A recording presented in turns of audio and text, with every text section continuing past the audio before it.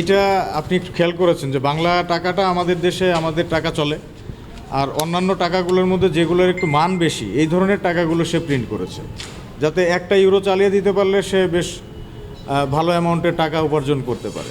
সম্ভবত ওই চিন্তাভাবনা থেকে তারা এই একটু দামি মুদ্রাগুলাই প্রিন্ট করেছে।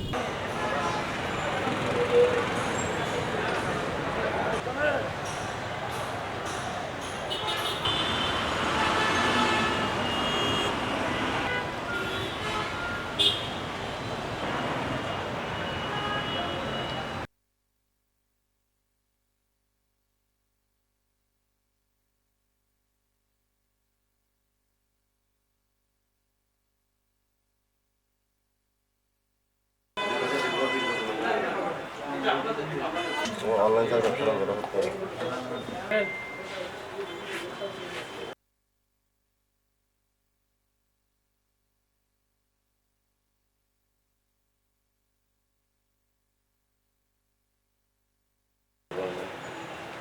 Pero no, no.